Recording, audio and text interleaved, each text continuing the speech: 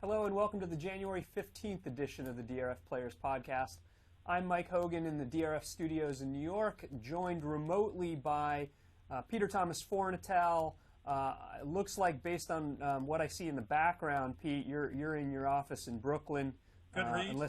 Unless you brought your records to wherever you are.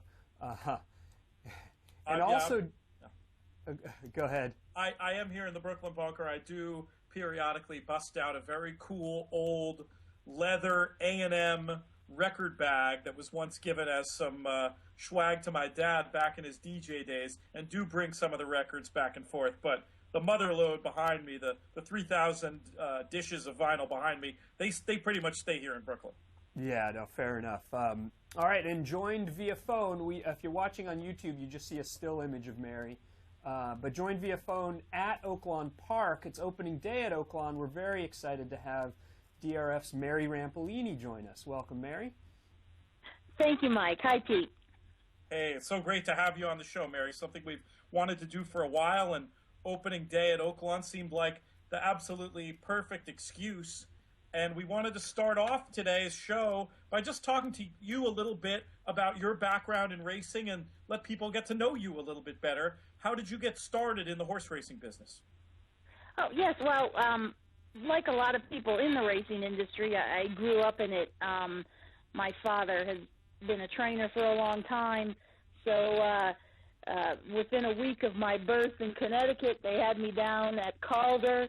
And my dad had me under the nose of one of the fillies he had in training to breathe horse racing into me.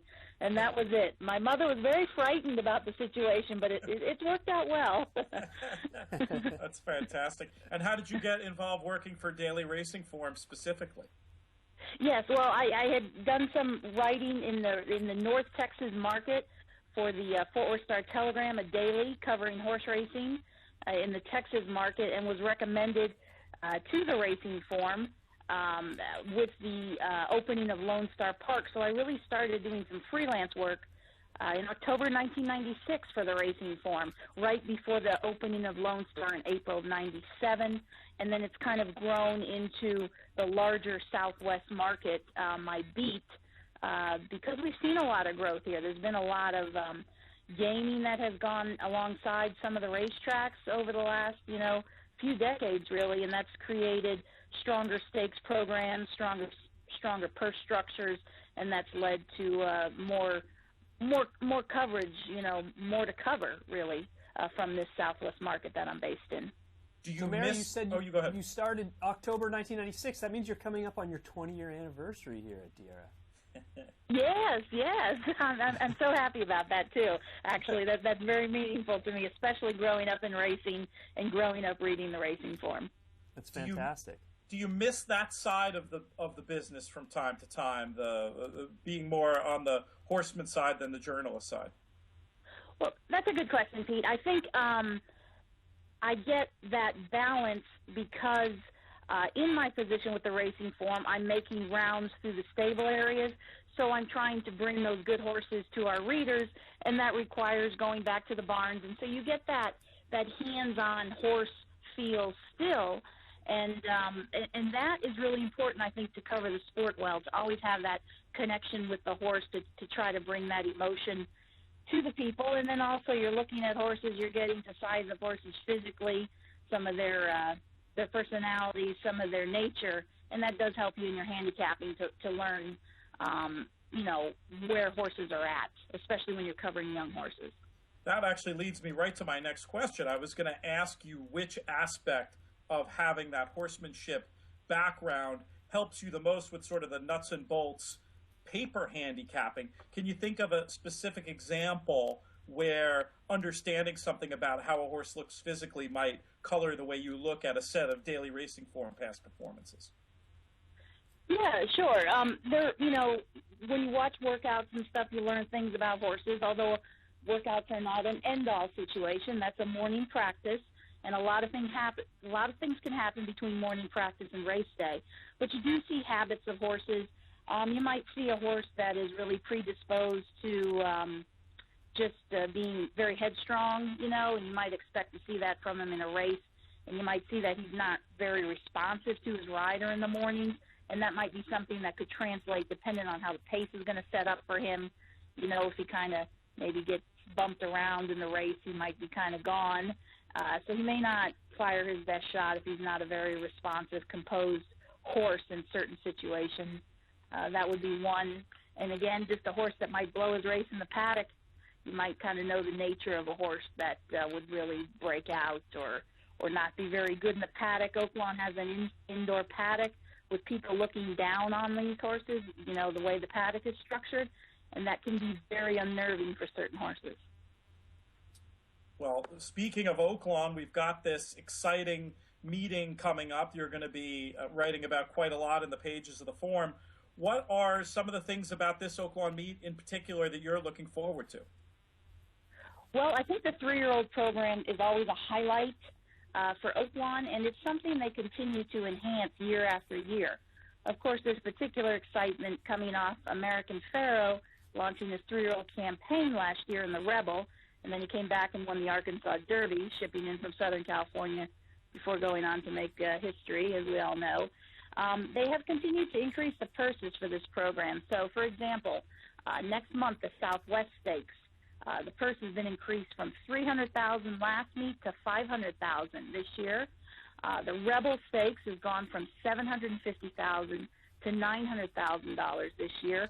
And Charles Sella, the president of Oaklawn, in his estimation, probably within a few years, we'll see the $1 million Arkansas Derby purse go up if you know, business continues to go well for Oaklawn. So they're continually focused on 3-year-olds. From a handicapping perspective, are there any particular angles you're looking to follow, or some meets have reputations for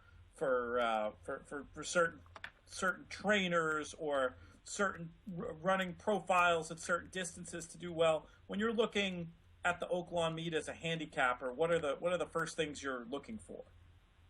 Yeah, those are good questions. Well, one thing I will say about the surface here at Oaklawn, you know, it's a sand-based track. It can be a very laboring track, and when it's very cold here, they can't put as much water on the surface, which is, you know, the case in some winter racing environments. So that track can be very laboring. Although I will say, of late, the workout times have been good. The track has been quick right now. The weather's been very good. We'll be in the mid-50s today, Friday for the opener, and into the weekend for Saturday. But that's one thing you want to look at. Horses, you know, how they might handle that surface, how front runners might handle that surface that's laboring, and how horses coming off a layoff will handle that laboring surface. So I think fitness is very important early on at Oaklawn. I like to see recency in races. I like some of the horses coming out of Remington and Hawthorne because they have a little more recency over horses who've been maybe let down a little bit after the Churchill meet in November. Certainly the class of Churchill horses has to be considered.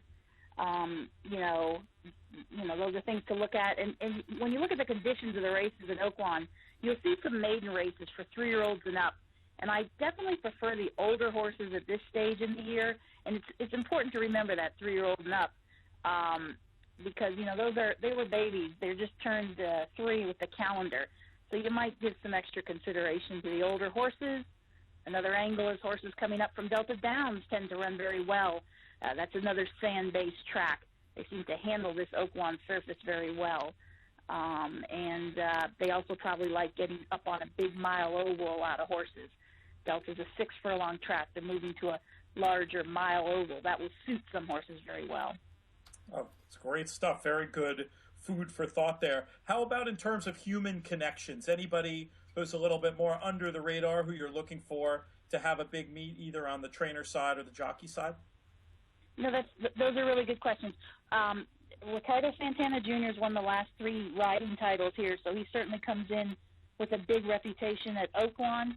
Corey Nakatani is here. Now, he came in here a few years ago and just got off to a very hot start. So I'll be interested to see if he comes right back and fires big, you know, coming into this meet again for the first time in a few years. As far as trainers, I think, you know, Don Von Hemel, now he is the father of trainer Donnie Von Hemel and Kelly Von Hemel. He's the 81-year-old patriarch of the Von Hemel family. he had a tremendous 2015, just an outstanding 2015, and one of the best horses in his barn, Smack Smack, will run in the fifth season on Saturday at Oaklawn. So, you know, Mr. Von Hemel has about 10 heads or so up for the meet, and like I said, just an outstanding season. Randy Morse is very excited for the stable he has in for the meet at Oaklawn. He has some quality horses. Tom Duran is a new owner he's picked up over the last year and a half, and Mr. Duran has really stepped up and bought a higher quality of animal, and that would be Durango, who is to run in the Dixie Belle on Friday. She was a $475,000 purchase as a 2-year-old in training. She's part of that Tom Durant stable that looks like it could be really nice. Pete, if you don't mind, Mary, it's great that you mentioned Durango, because I wanted to jump in a second and give you a little praise for your preview of the Dixie Belle today. When I was looking at the race from a handicapping standpoint, I immediately had one question, and your preview took that one question and made it the lead, which is you rarely see any trainer add blinkers after a win. And that was your lead for the preview of the Dixie Belle. And so I loved that you went to Randy Morris and asked him why he was doing this and got his input. And that's exactly the kind of information that I don't have as a handicapper, and I look to as to our DRF reporters for. So great job. Oh, well, thank you, Mike. Yeah, and that's an important question. I mean, I agree with you. When you sit down and look at it, you know, why change what's working? But again, that goes back to the horse side of things that you talked about, Pete, that you're asking about. You know, this filly as an individual needs that in the estimation of trainer Randy Morse. Right, and not only is it not done very often, but trainers have to go and ask permission from the stewards in order to do that off of a win or to remove blinkers. So it's also kind of difficult to do. And so it's interesting to note that that's happening with the 2-1 favorite on the morning line for the feature today at the Dixie Belle. Now, yeah, it's a different dynamic for sure. Luck of the draw, we don't have any public handicapper races this week from Oaklawn, but since both of you have clearly at least had somewhat of a look at the races, let's see if we can provide a little bonus coverage, put you guys both on the spot here.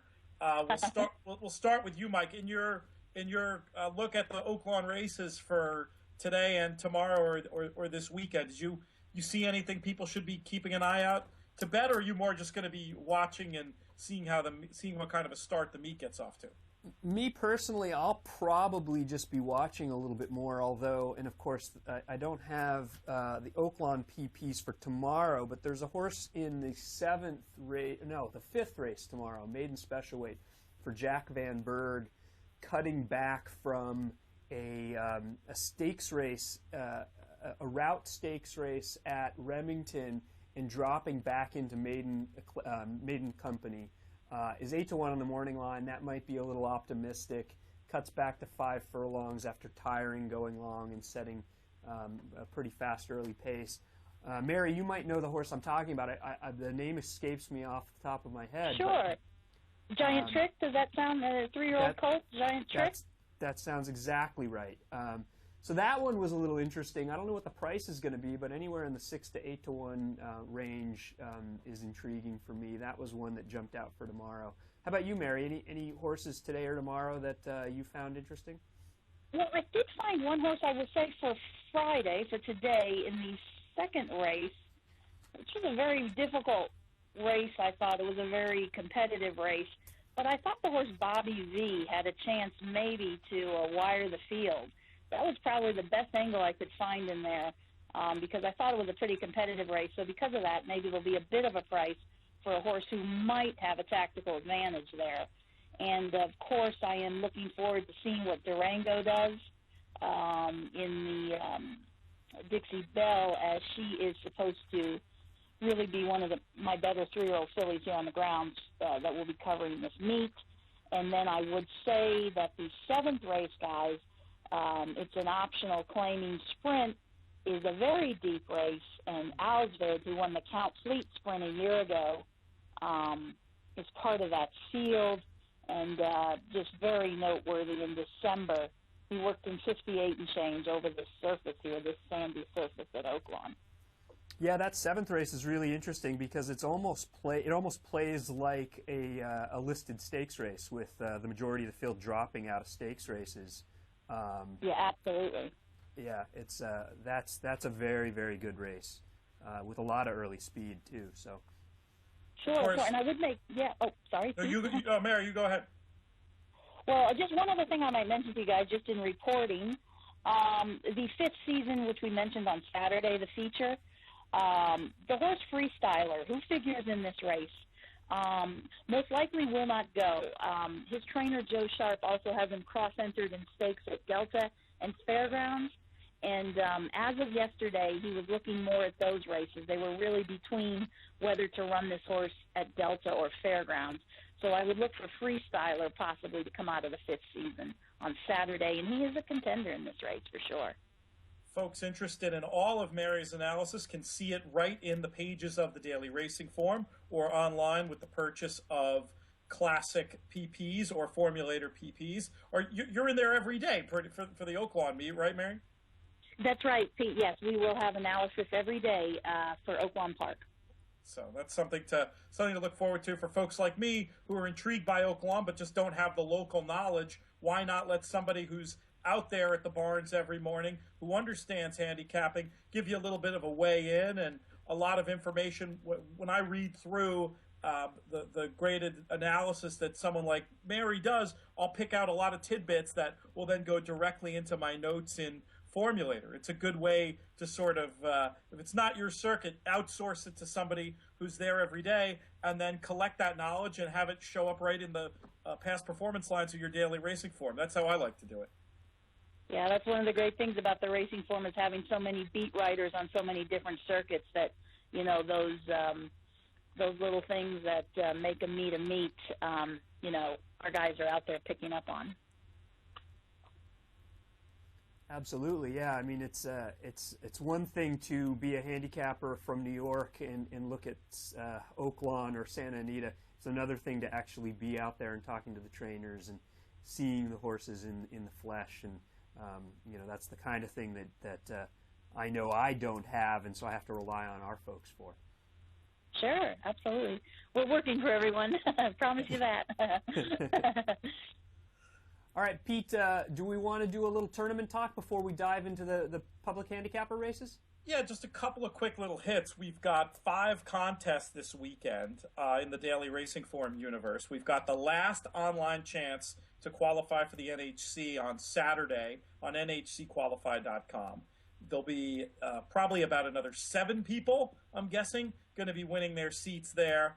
Then also on Saturday and Sunday, we've got events on BC Qualify and DRFqualify.com. The BC Qualify events are round 1 qualifiers where if you finish in the top 10%, you get to play next Sunday in a contest where I think it's up to 10 people are going to win their full Breeders' Cup Betting Challenge seats. So that'll be cool. And then DRF Qualifies events this weekend are to win seats to that Ultimate Betting Challenge, the live bankroll contest held jointly between Gulfstream and Santa Anita. So lots of action at DRF. We also have just announced that we will be having the return of the play along with the NHC contest during the NHC itself. We're talking about January 29th and 30th, the Friday and Saturday of the NHC. NHC Qualify is going to be hosting contests. On Friday, it's going to be more geared towards a straight credit contest where the winner will get either $4,500 in credit or a seat to that Ultimate Betting Challenge. On Saturday, it's going to be the first online opportunity to win your seat for the 2017 National Handicapping Championship. The cool thing about that is the buy-in for both those days is just $50, and there aren't that many opportunities to put up 50 and win a chance to the NHC. So that's something that I think a lot of folks who are already out in Vegas and those watching at home are going to want to pay attention to. Of course, I'll be out there in Vegas. Matt Bernier will be there as well. We'll be providing all kinds of coverage via DRF Live for the 3 days of the NHC. I'm looking forward to it. All right. Well, I know it'll be an amazing NHC this year. Probably the biggest one ever, right? 100%. That's confirmed. Yeah. Wow. Last year it was something like 605 entries total. I think they're gonna better that by 10, 15, maybe even 20. Wow. Mary, have you ever been out there? Have you ever made it out to Vegas for an NHC?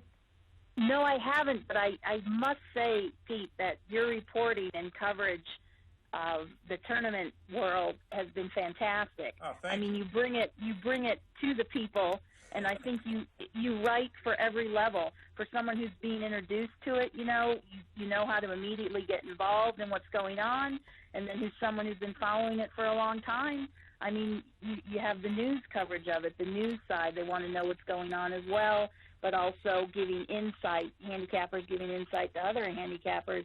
And then, Mike, I have to say your Bet This Not That features have been very popular in the circles that I travel and get feedback from people. So, wonderful stuff. You both really, really look after the horse players. I have to say that. And all the stats, the DRF formulator information, fantastic stuff, Mike, there. So, really, really nice, strong additions to racing form coverage over the last few years.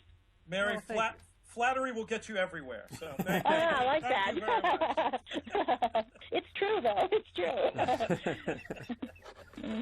Shucks. All right, well, let's dive into the races.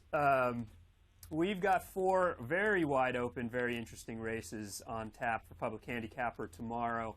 From a post time standpoint, I believe the first one is the 10th at Gulfstream Park, if I'm not mistaken. It's 4:35 Eastern Time. It is the Sunshine Millions Turf, a mile and a 16 for 4-year-olds and up that were bred in Florida. A wide open field of 12. Mary, you're our special guest, the first time on the DRF Players podcast. I'll let you start. What was your approach to this race, and is there any horse in here that you think you would play either in a contest or even in live money?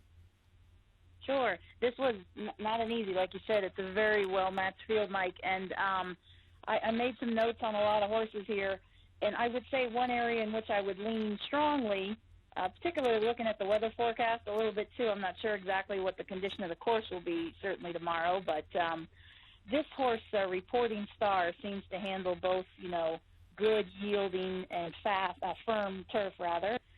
So he's interesting from a weather standpoint, and the 11 horse. And I think, the post is a drawback, of course, but I like him coming in off a 7.5 furlong race going to a mile and a 16th. I think he's very sharp. He can be closer to the pace than maybe a lot of his rivals in here, and that makes him appealing to me. I think you also have to look at Old Time Hockey, the 8 horse. He's a definite player, and I do think he's a horse that can be closer to the pace than he found himself last time, which he was up for the win, but I do think he can be closer up in the race. And a couple other things. I think Fundamental might be a very quality type individual. I'm curious if a mile and a 16th is a little less than optimum for him. He seems to have excelled at a mile and an 8th. However, the trade-off is he's moving into the Florida bred ranks. Like I said, he could be a lot of quality.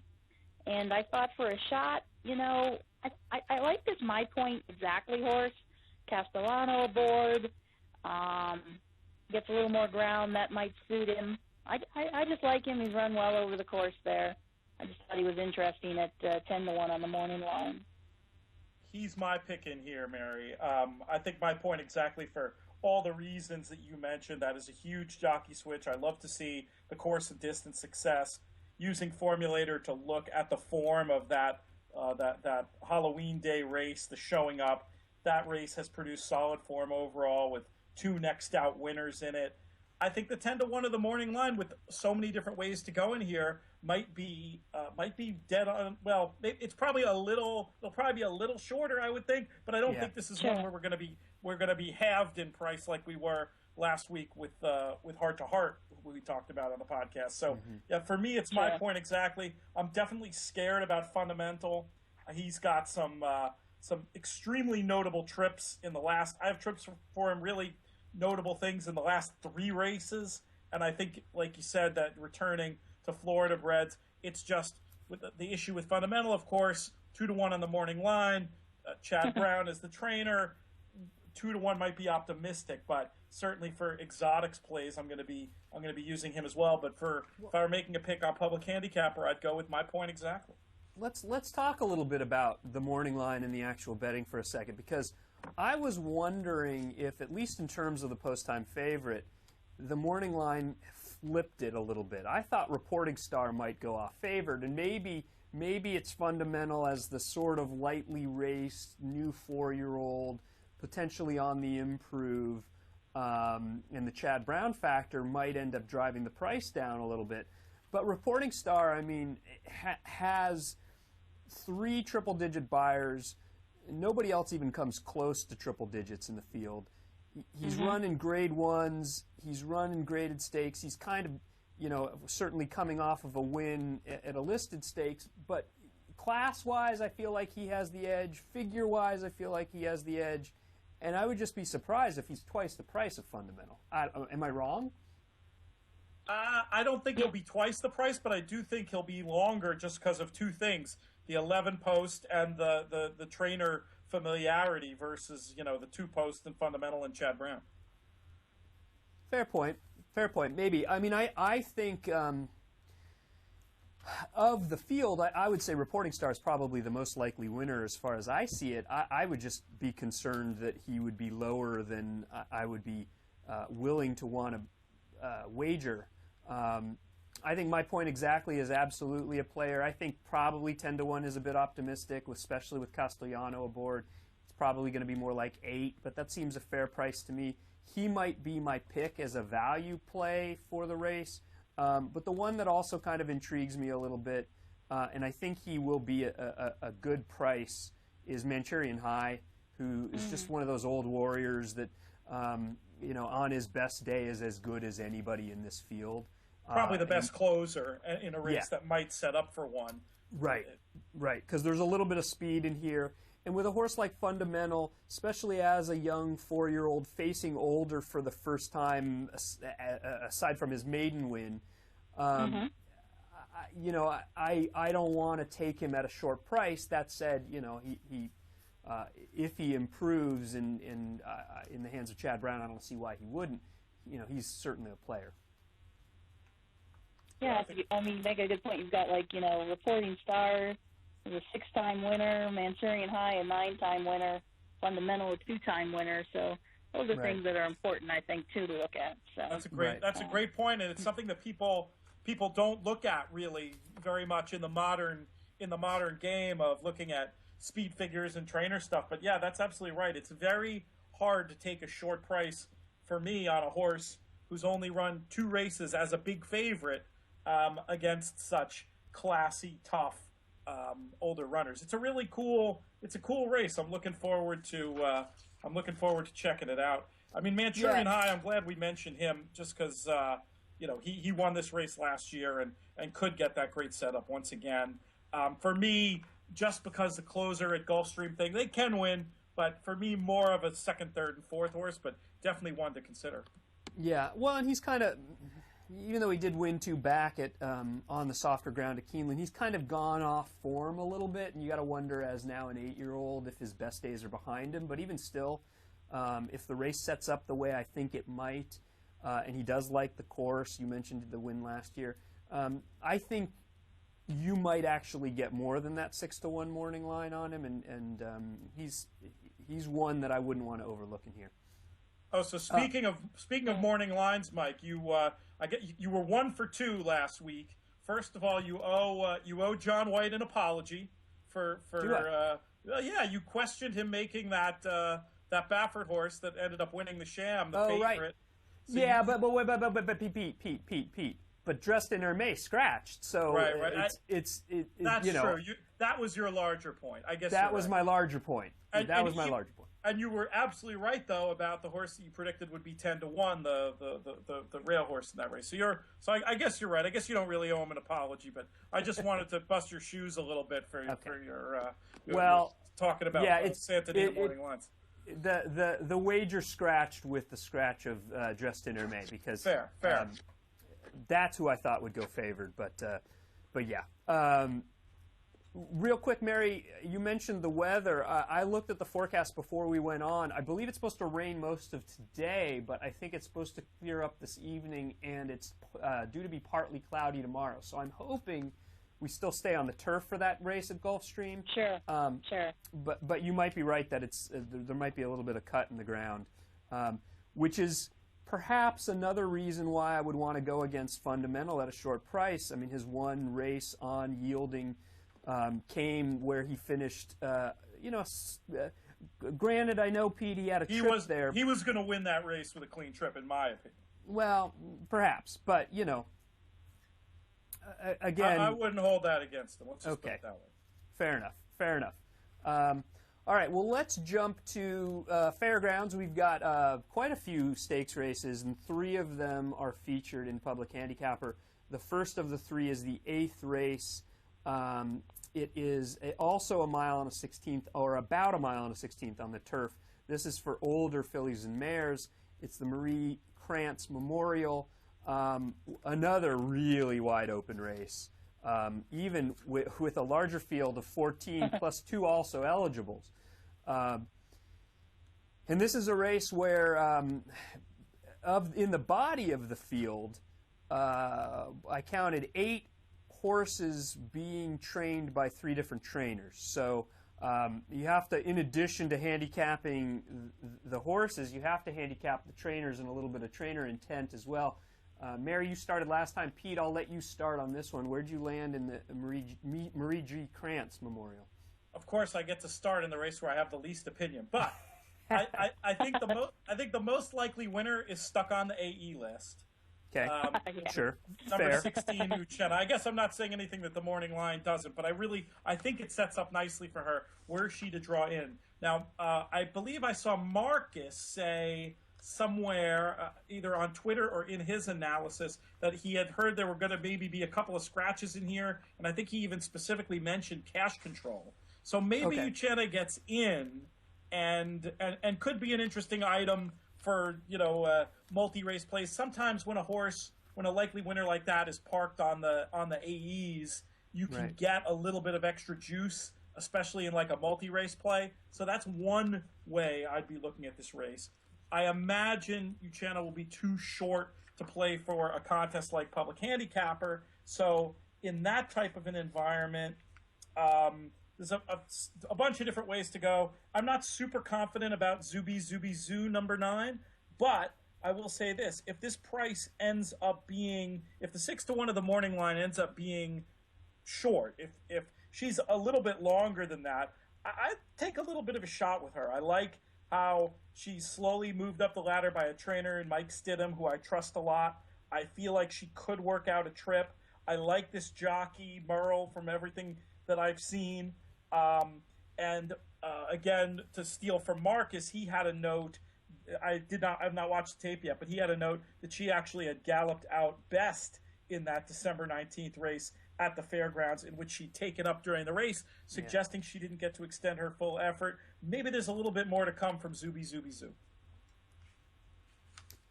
Well, I'll jump in, Mary, because that's who I went with. I thought she was best in that race. In fact, I have written down best on my daily racing form PPs here, because she was completely blocked. Once she got free, it was too late. She did pass the field after the wire. I think she might be a little overlooked here because she's an improving mare now, 5-year-old mare now, who hasn't really tried much in the way of graded stakes company, but I think she's just gotten better in recent races, and she might be a little overlooked. My concern with Uchenna, I think you might be right, Pete, that she's probably the best mare in the race if she draws in. My concern is even if she does draw in, she's going to be marooned way outside, and she's going to have to make a trip. I know she does have a little bit of tactical speed, but I'd just be afraid she loses too much ground as your what is likely to be your favorite. So I'd be willing to play against her. For me, it's Zuby Zoo, but she's one of 4 Michael Stidham runners in this race, and I don't know if he's going to run all of them. If he does, maybe Masquerade is the Rabbit in here for him to set things up for one of his other runners. Just to elaborate on the Uchenna point, I just feel like this is a situation where part of the reason I like her is because I think she's the best closer and might be able to just sort of drop out or find a spot, let them go too fast. I think you made that great point, Mike, about with all those different trainers, there are probably some in here whose job it's going to be to go fast early. There's other runners in here who have obvious speed. That would be my hope. But I mean, I know I get it at a short price. It's not something I'm excited about. It's just I just wanted to make that point about how you can sometimes get a little bit of value on horses stuck outside. But I think we by and large see it pretty similarly. Mary, how about you? Where did you end up in Fairgrounds 8? Oh, well, Pete, I want to add a little fuel to your Zooby Zoo fire for both you and Mike.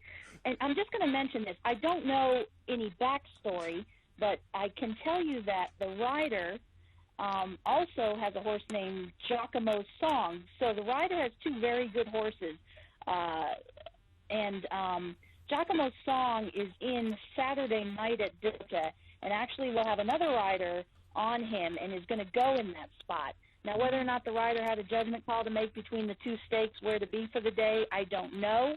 The stake at Delta is worth a little more money if there were other races on the card. But at any rate, Zooby Zoo keeps her rider, and Giacomo's Song will have a different rider Saturday night at Delta. Whether or not, like I said, there's anything to that, that's just factual what's going on. Oh, it's interesting. Yes. And, of course, the horse on the outside, Uchenna, you guys, pronunciation there, I'm not sure. That's what I'm going with. It was just a guess. Sounds good. I do like the move back to this mile and a 16th for her from the mile and a quarter, and like you said, maybe you'll get a little bit of a price, Pete, since she's an AE right now, out of sight, out of mind for some people. Mm-hmm. I thought Street of Gold I liked in here, actually, for the win. Maybe get a little bit of a pace set up if all these fillies end up going. I see some of them are cross-entered, so I don't know how the pace will end up shaking down. But I like their post. Brad Cox is coming off an excellent year and has really even made a greater impact in stakes than he has in the past. He seems to be doing very well with his stakes runners. I thought this 4-horse Fila Primera actually might be kind of a quality up-and-coming filly, a war-front filly. I'm interested to watch her run. I think she's interesting. And I put a question mark on this Prayed For horse as another potential price horse. Has a very good form over the Fairgrounds course, and she's coming in from Florida, although she's been obviously down in New Orleans before. So I don't know. Masquerade was another interesting horse. I really settled on the two, Street of Gold, but I could see a lot of different mares in a very competitive race. Yeah, I think you summed it up at the end perfectly there, Mary, because even with some of the scratches and even with the AEs drawing in, it's still a wide open race in my opinion, and boy, it's hard for me to just pick one single horse, but I do like Zooby Zoo, and I think she'll be a fair price. You know, that Haunted Heroine on the 13 too. She's got tactical speed. And in a big field, you can maybe be up out of that trouble and it's a nice trip, so. Yeah, especially if some of that other speed scratches or, it's a very tough race. Definitely one you have to revisit thoroughly and take a look at that pace picture once again after scratches to see what it looks like. Because if Uchenna doesn't get in and plenty of other speed stays in, I would agree with Mary's point about spacing on the horse's name, the Street of Gold. Yeah. Street of Gold, who would then I think be the best closer and would project a really good trip. So one to revisit, as all races are, but in particular one to revisit after the scratches and make your final decisions. Can I interject one thing, guys, just on the 9th race at Fairgrounds? I know we're doing the 10th. No, that's okay. But I just when I was just going over the entries, I probably will submit this for a DRF Bets game plan play. The filly More Than Most, the 5-horse in the Silver Bullet Day, the 9th race at Fairgrounds Saturday. I know the barn has been very excited about her. She came into the La Senorita at Retama Park And the reason she did, they were trying to get a two-turn race for her, and that was the shot they could get. They could not get a two-turn race for her to fill there as a 2-year-old later in the year. So they took the chance and brought her down. So it was more about the configuration than the turf last time, more about the configuration than the surface, rather. And, they had talked about possibly running her in one of the year-end stakes at Churchill, but also the option of waiting for the Silver Bullet Day. So I really think she's a quality filly. She's 6-1 on the morning line, and I really am looking forward to seeing her run. I just thought I would mention her to folks. Oh, that's great. She just might be one to watch. Maybe she doesn't get it done Saturday, but maybe she does. Bonus coverage from Mary, Fairgrounds 9th race. That's more than most. One to maybe stick in your stable mail, or even throw a couple dollars at the Fairgrounds card on Saturday. Yeah, and in that race, Mary, there's likely to be a really, really short-priced favorite. And, if you think stage play is vulnerable, then you're going to get a good price on anybody in the race. You might even get more than 6-1 on more than most. True. True.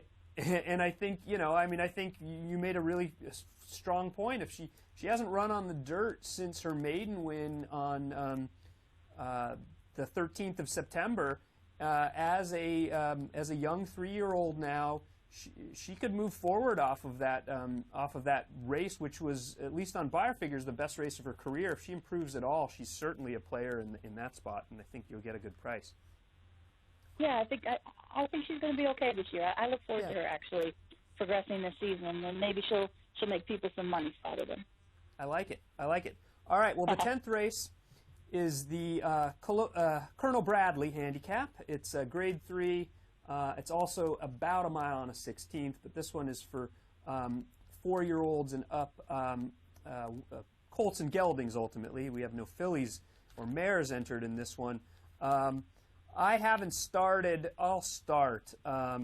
There's a short price in here. I think Chocolate Ride absolutely fits for Brad Cox. He's been a fantastic claim. Probably, if we were to do our alternative Eclipse Awards, Pete, on the DRF Players podcast, he would be right up there for a claim of, well, he was technically claimed in late 2014, but certainly his performance in 2015 made him claim one of the finalists for Claim of the Year. Multiple graded stakes winner. Multiple graded stakes winner. It's hard to claim a horse that then goes to win not just one, but multiple graded stakes. He's one that, if he runs his race, I think everybody else is probably running for second. Don't those layoff lines bother you just a little bit at that price? Well, a little bit, and you got to figure that's perhaps why trainer Mark Cassie and owner John Oxley were willing to risk him when they did. Maybe he had some issues. He's certainly a quality horse, but at a short price, there's some question marks there. And that's why I say if he runs his best race, they're probably running for second, but it's a big if at a short price. So I went with a horse who, kind of similar to Zuby Zuby Zoo, is coming, seems to be improving, is a bit older, loves the Fairgrounds course. It's number 4, String King, and I don't know if either We're of you reading watched... each other's mail. We're reading each other's mail. Yeah, I'm sorry, Pete. I'm sorry. So obviously you did watch that last race. Bothered by the loose horse, yeah. Oh, yeah. Not just bothered, but pushed out, 8 wide on the first turn. So that nose defeat to Hot Zapper, he was probably maybe 4 or 5 lengths better, I guess, in that race. He's one that I think might be overlooked, especially since he's moving up in class. He won this race last year, though, and seems to love the Fairgrounds course. I think he provides fantastic value, and he could very well be your most likely winner if Chocolate Ride isn't ready to fire. I think that you just have to look at String King as one of the coolest horses in all of horse racing. All right, we've got this 18-win millionaire. Yeah. He's a great story, and I just hope the morning line is right here, because that would definitely be a bet for me at those numbers. We'll see. Perhaps that the trip that I'm sure most people betting serious money on this race are well aware of, perhaps that helps drive the price down too much. We'll have to hope there's some hot horses and some hype elsewhere, I think, to have a chance of getting that line. Oh, one other positive note on String King, again from Marcus Hirsch's analysis, is that he was reported to be a short horse before the previous race as well. That he wasn't fully fit. So there's a lot of positives for String King. But String King's the kind of horse, whether you bet on him or whether you're just watching the races, this is one you applaud if he comes down the stretch and makes any kind of run at all. This is it's great to see a 8-year-old gelding competing at this level with what he's accomplished so far. He's a really cool horse. Absolutely. He is. I have to let you know, I am one of so many people that are a fan of this horse, and I'm so glad you guys appreciate him as well, because he's not, in your market, so he's down in my market more and more. And just a tidbit on him in interviewing trainer Charlie Smith, he goes by Floyd around the barn, and nice. That's his nickname, Pretty Boy Floyd. They call him, he used to be a gangster, his attitude. So he's nicknamed for a gangster. As Floyd is what he goes by in the barn. But really a beautiful class animal. Just a good-looking, catch-your-eye kind of horse. And on the bottom side of that pedigree is NB Hunt breeding, and you can see the class coming from there. So, but he's a cool horse. He's got, Mr. Smith has got 1 or 2 in training, and, I mean, this horse just makes your life, this type of a horse. That's great. Yeah. Love it. What's Charlie Smith's background? I know he's a very respected trainer, but I don't know too much about him, Mary. What do you have any sense of the history? Yeah, he started out as an owner and turned to training, but he also has I can't remember the exact nature, like automobile repair, some sort of business in Shreveport. It escapes me right now. I've written it before. But he actually has a full-time business that's very successful in Shreveport.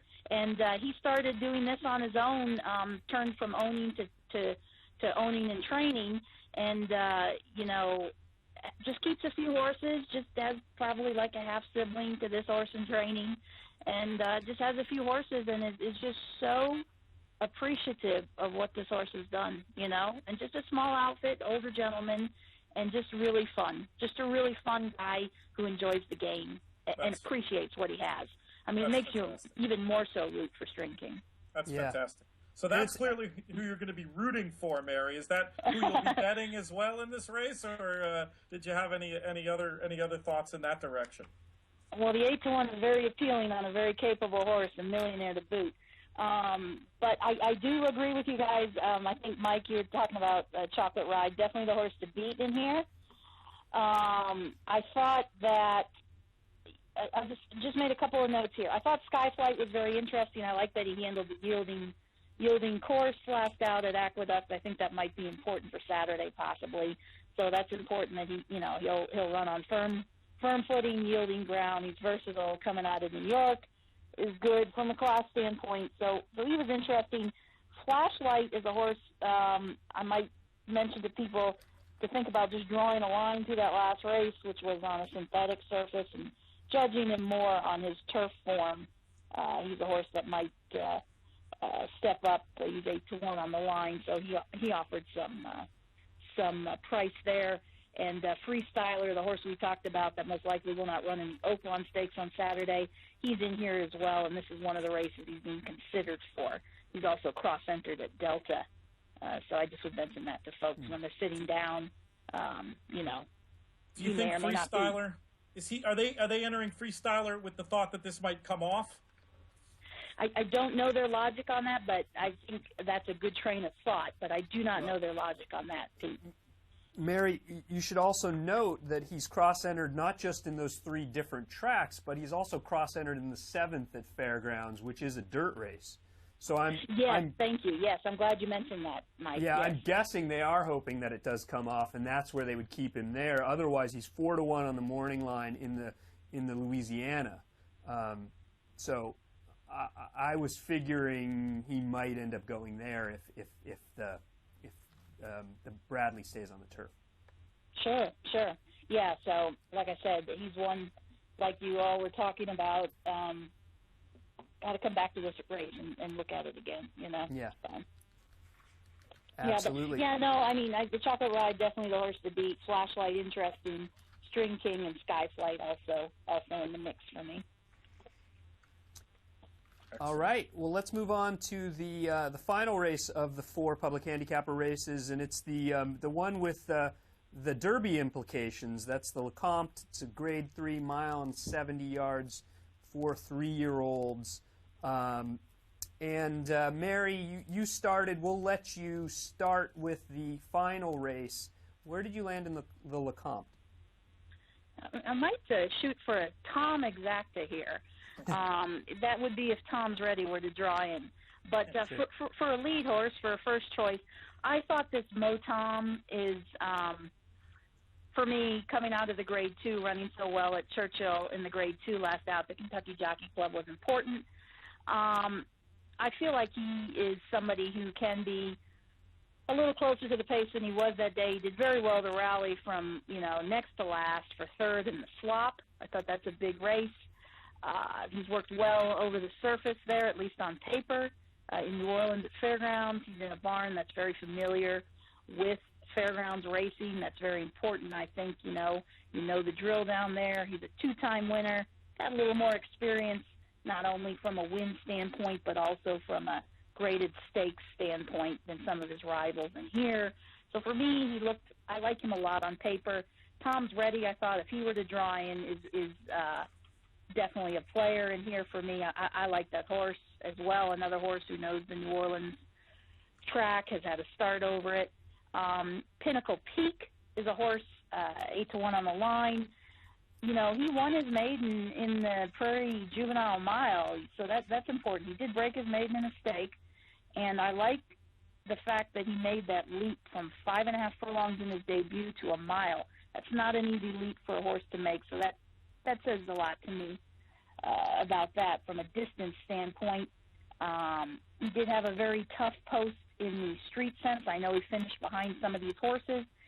And, the trouble line indicates that he was between horses, and that can be a very intimidating spot, especially for a young horse, dueling up in between horses. That can be a tough place for a horse. So I'm going to give him a pass on that street sense and judge him more on his last race, which was very good. I think he's probably a horse this mile in the 70. He's that type of a horse. These types of distances suit him right now. This might be his time now. And Dolphus, Rachel Alexandra, of course, this is her little half-brother. Yep. And I retired the word fabulous from describing any horse after when she retired. That is her word to describe awesome. Rachel Alexandra. And so he is one of my rooting horses, but definitely capable.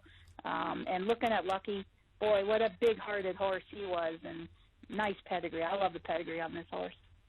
It is really cool. Let me ask you a question about Mo Tom, because you are going to have a better perspective on Tom Amoss than I am. I thought it was interesting that he was sort of already building in excuses for Mo Tom in this race, talking about how it's too short, it's just a prep, the real goals are later on. Now, some trainers, when they say that, they're just giving themselves a safety net, and the horse still comes out to the track fully formed and shows their best in the afternoon. Other trainers are being very sincere when they say that, and you can expect the horse to maybe be a couple lengths short of his or her best. With Tom Amoss, what's your impression? Do you think he's is he just building in an excuse just in case, and he's expecting big things, or do we want to wait and bet Mo Tom next time instead of this time?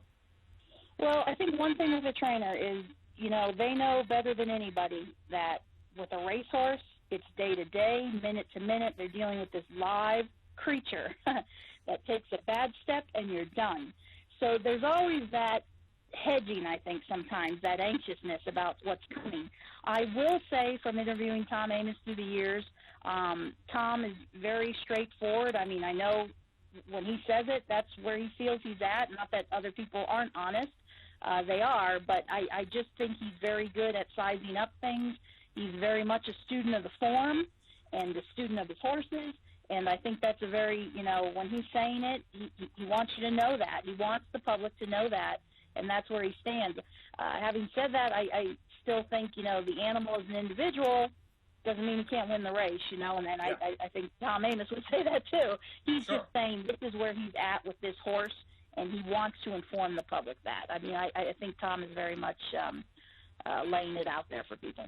Very cool. Thank you for that. I'd respect what he says, definitely. I definitely respect what he says, sizing up a race. So win, lose, or draw in this spot, I'm going to make a note in Formulator that we're going to expect this one based on trainer quotes to move forward as we go on. That's the kind of thing that I don't know about everybody listening to the show. I don't know about you guys. But for me, if I don't write that kind of note down, I'm afraid I'll have forgotten it in 3 weeks by the time, or longer by the time the horse comes back in and runs.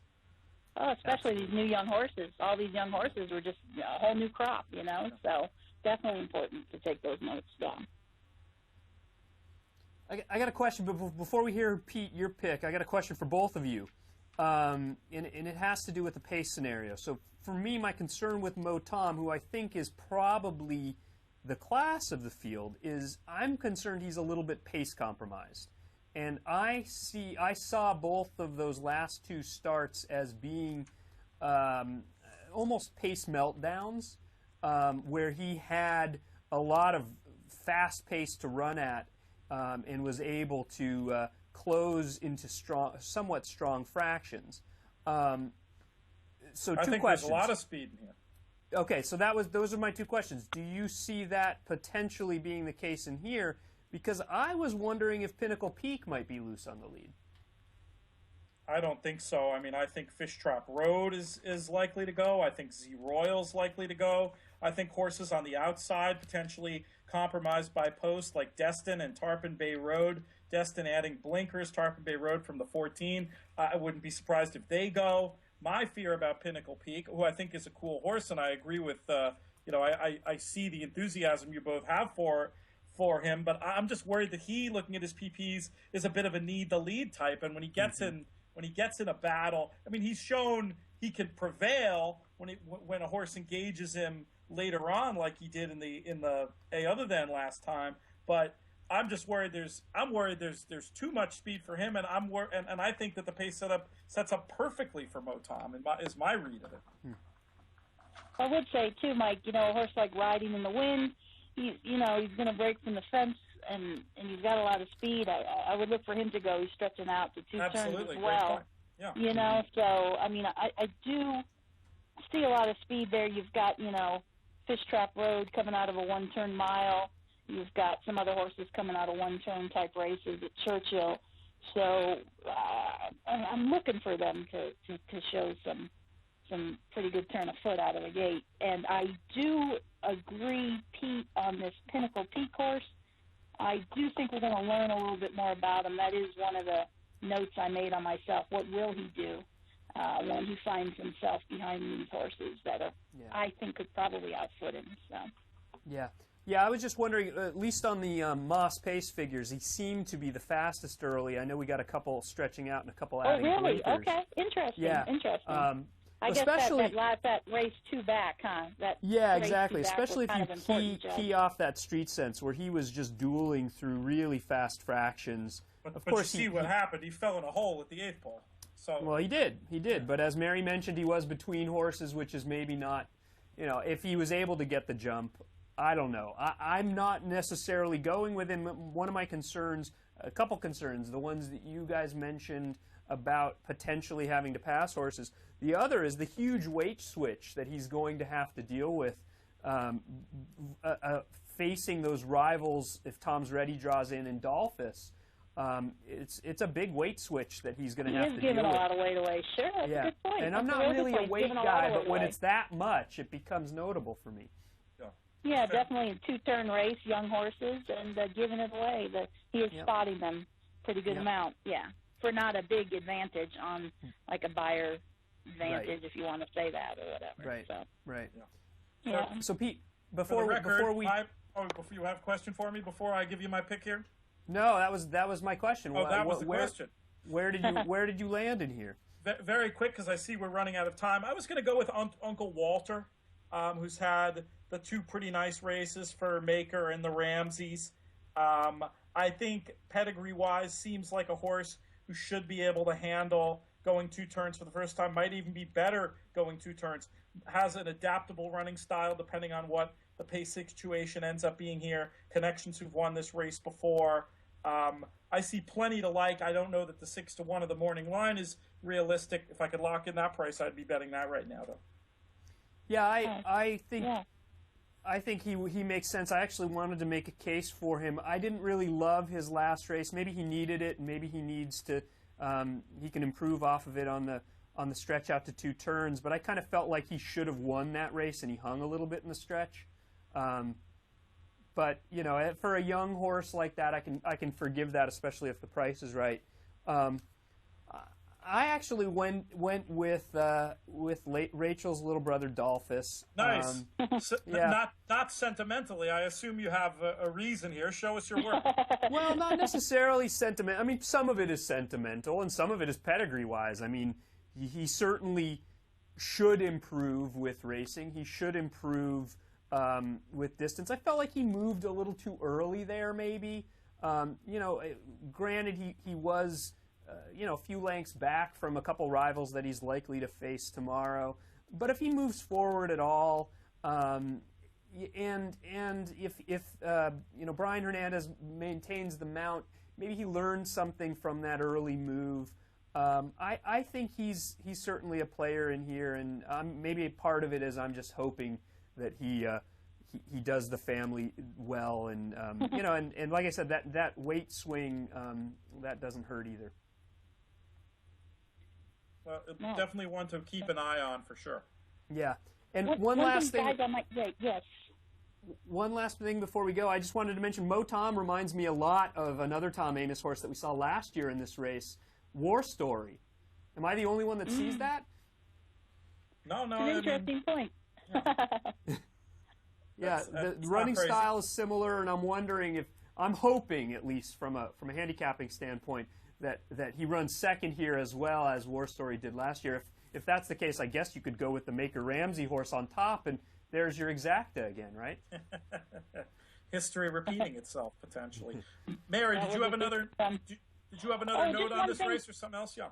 Maybe to give folks a heads up, and you know, we are entering today at Oaklawn Friday for the Monday Smarty Jones, which is a 3-year-old stakes at a mile. You might just check entries to make sure nobody's cross-entered or anything. You know, as we get down closer to post, people will at least see that field before Saturday's will comp if there's any cross-entries or anything. Again, going back to taking things in once again after you've done your initial handicapping. So. Will you be previewing that race on DRF.com as well? Yes, we will be. Yes, we definitely will be. Excellent. And that's not till Monday, so yeah. Gotcha. Right, that's the traditional holiday feature, right? That's right, and the American Pharaoh bobblehead day as well. It's going to be nuts. I love it. I got to get down there someday. I've never gotten to Oaklawn. I've heard it described as Saratoga-esque. I don't know if that's hyperbole or if that's accurate. But I mean, do you recommend Oaklawn as a track that horse players should put high on their list of places to visit? Yes, I think if both you all ever had the opportunity to come down, you would really enjoy it. Some people do call it the Saratoga of the South. It is in a great racing town, a lot of great racing. You pretty much, everybody knows what's going on at the track anywhere you go, whether you're at a restaurant or at the grocery store. They know what's up with the races, so that's really important. And, you know, this is a 112-year-old, 112th meet for Oaklawn. Generations of folks coming to the races here, and it's a real throwback. You know, there's folks, just a real throwback to how the races used to be, dressing up for the races, everyone getting all dressed up for the races, and just kind of a really nice environment. A lot of people, general public and hardcore racing people come out. All right, so here's the plan. We'll talk to the brass at DRF. Mike and I will fly down. We'll meet up with you, Mary. You'll get us a meeting with Mr. Sella. And we'll pitch him running a nice contest that we can run qualifiers for. I bet that would go over big. Yes, absolutely. Absolutely. That would be fun. That would be fun. Folks, you heard it here first. You heard it here first. I'll do all the facilitating I can. I like it. Well, thanks so much for joining us today. Great to have you on, and I hope we can bother you again, maybe for some of the other big Oaklawn stuff coming up in the next weeks and months. Pete and Mike, it's been my pleasure, and I appreciate it. I thank you so much for having me. Thank you so much, Mary.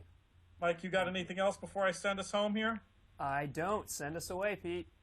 Until the next time, folks, may you win all your photos.